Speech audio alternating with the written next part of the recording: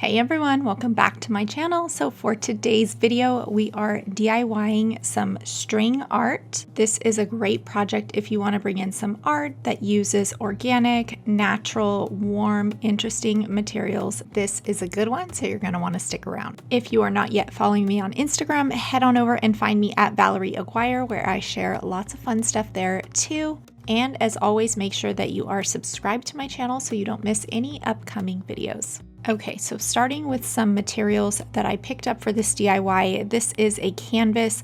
I tend to lean towards the Master's Touch brand at Hobby Lobby for the canvas. This one is 22 by 28 and it was $40. I think these usually go on sale. I happened to get this on a week that it wasn't, so keep that in mind. Also, Michael's, Joann's, you can also use coupons there, so also keep that in mind. So the string or cord that I used for this project is actually a hemp cord, and I did find mine at Hobby Lobby and Michael's. However, it is cheaper on Amazon, so I will link it for you guys below in the exact one that you could use that's very, very similar to this. Okay, so this was at Hobby Lobby, and they do have this gigantic roll of jute, which I was originally going to use.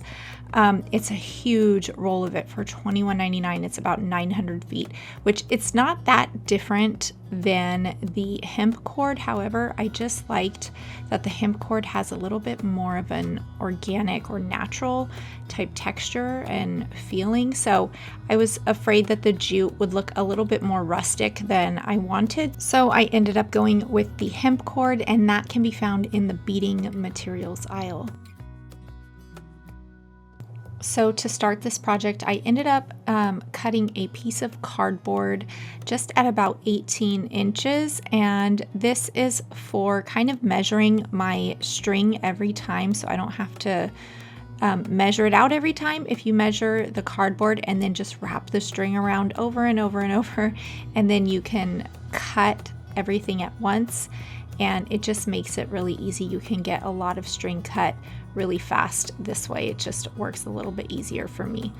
Also keep in mind that 18 inches is one side and you're wrapping it all the way around, so technically it's 36 inches long per string. So each string cut to 36 inches in length worked perfectly for my 22 by 28 canvas. If your canvas is larger or smaller, you may have to adjust accordingly.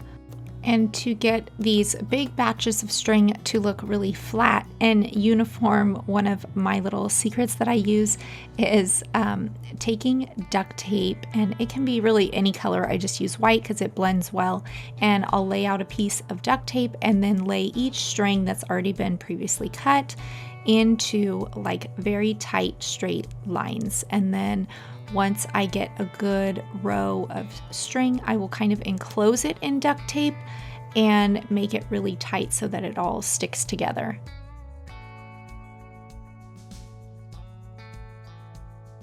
By doing this, I feel like it holds the string kind of uniform really well, and then once you put it on your canvas, you just make sure that it's all nice and straight and uniform, but it really does hold that top part really well, and it makes it easy to staple onto the back of the canvas.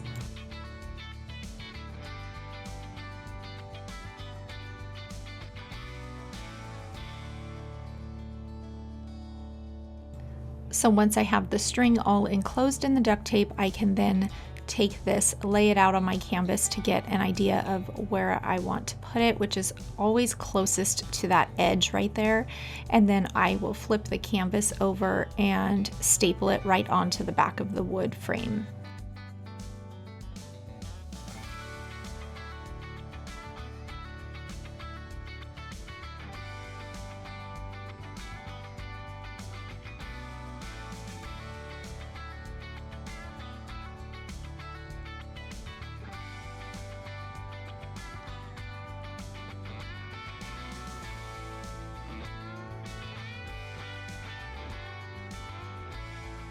My staple gun of choice is the Arrow staple gun, and it uses the J21 staples. I love this staple gun. They have it on Amazon, so I will link it for you guys below, but I use this on all types of projects all the time, so I'll make sure I link it for you guys.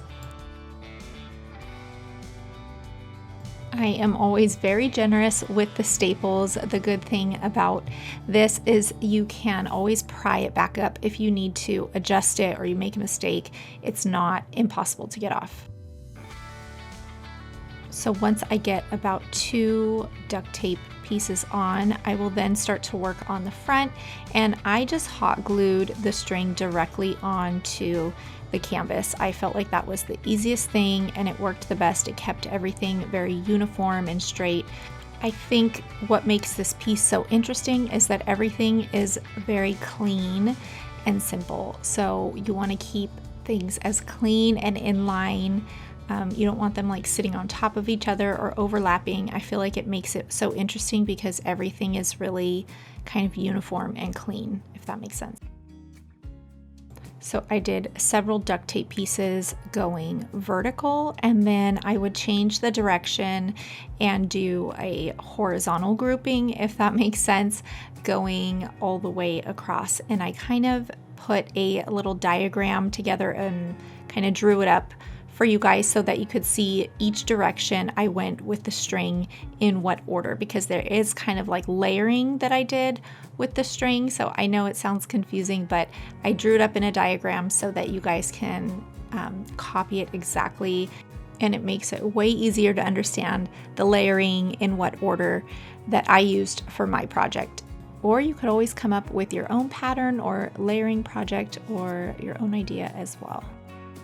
So for this second layer, I stapled it onto the top up there, and then I would just glue directly onto the other grouping of string. So anytime the string was layered onto another string, I would just glue directly on top. You can't see the glue underneath at all. It dries clear, and it just worked the best for me. I felt like it stuck really well and kept everything really tight.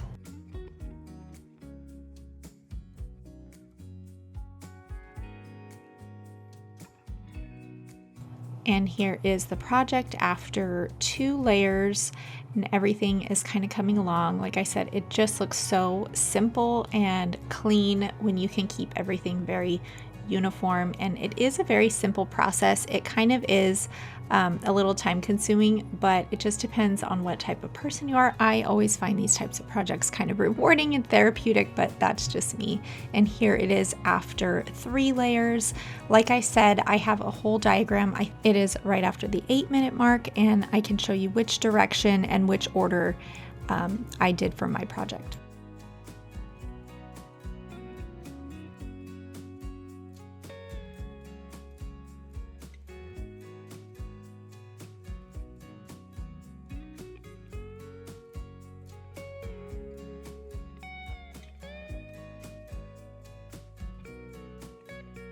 And here is that quick diagram. So the first layer was up and down right in the corner, second layer all the way across the bottom, third layer right next to that first one, fourth all the way up at the top, and so on and so forth.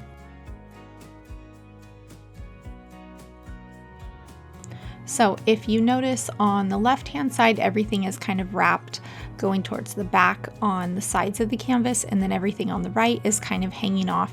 So I would kind of keep it the same per side. So I would attach on the left and then let it hang off on the right. And then once I got to the very end, I would wrap it up the back and finish it all off at the very end.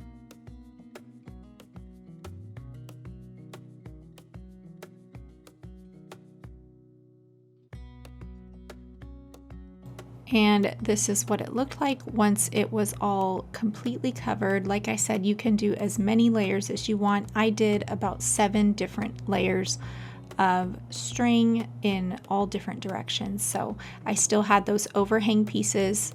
And then there was 2 really short, small sides that didn't get covered. They were just blank canvas. So I actually just put some string and glued it on, and then attached it right where it would hang over right there. So you couldn't even tell. It was just kind of a little illusion that the string was continuing, even though it really wasn't. I just kind of covered it up there. So for all those pieces that are hanging over, I just glued them right up top. I took about 5 or 6 strings at one time, just glued them down nice and neat. And then once everything was all glued down onto the sides, I just cut all the excess off.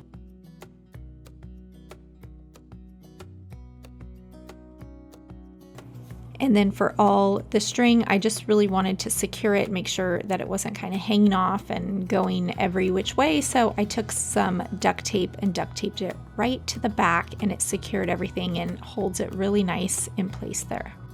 And at the very end, I like to secure those staples really well by using a hammer. I feel like it just helps push them in a little bit more and secures them. And here is the finished product. I love how this turned out. I love those warm and neutral tones with that organic kind of texture and feel. It's just very natural. This neutral brown color will fit easily into most decor, and I feel like it just adds a little bit more interest to a space without screaming, "Look at me, look at me."